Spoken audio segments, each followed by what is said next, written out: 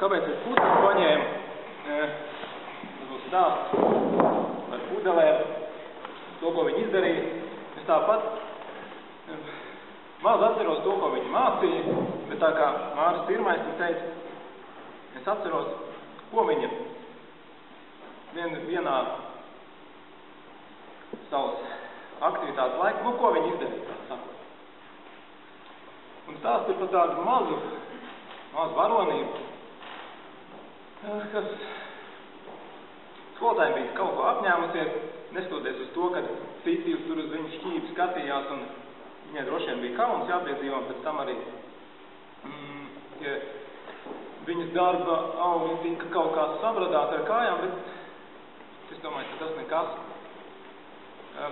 Kaut arī varbūt man vienīgajiem, es nezinu, es neesmu ar pārējiem klasbiedriem par to runājis, bet man vispār šis gadījums tikai pirms kādiem 3 gadiem atavas atmiņā. Tātad stāsts ir par vienu mazu Kurzemes skoliņu, lauka skoliņu, un mūsu klases audzinātāji, skola, kolhos, tur maza skoliņa, ābēdārs, tur malkšķūnis, veikals, tā kā laukos jau. Un ap to malkšķūni tur notiek tāda, tur kolhos dīgdieni, šāds atkāp saliņas iedzer, skolnieki kaut kur limonādas pudeles izmētā, un skolotāji vienā dienā sāk pudeļu vākšanas kampaņu. Iedomāties, skolotāji, viņi bija labi situēti, viņai bija Volga, tajā laikā 18. gadu vidus, saimniecība, vāc pudeles skolotāji. Viņi savācās pudeles, tāds pirms jaunākā tāds laika dubļainis, tā kā sniedziņas drusku, tāds drāņas, klapdraņas. Viņi vāc šīs pudeles, savāc maisā, un pēc kāda laika atkal vāc pudeles.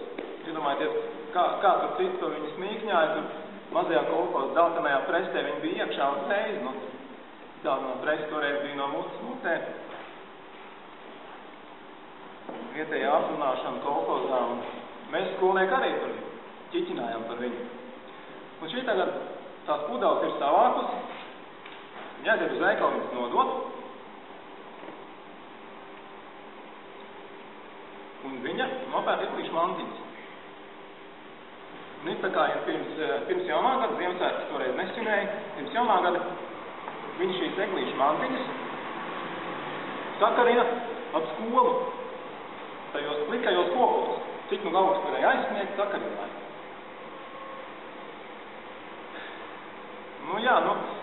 Ilgi viņas tur nebija, tas ir cits stāsts, kad, mēs tur puikas arī, tas bija mums labs mērķis, sniega pikām, bet, droši vien arī viņa pēc tam ļoti slikti jutās, bet,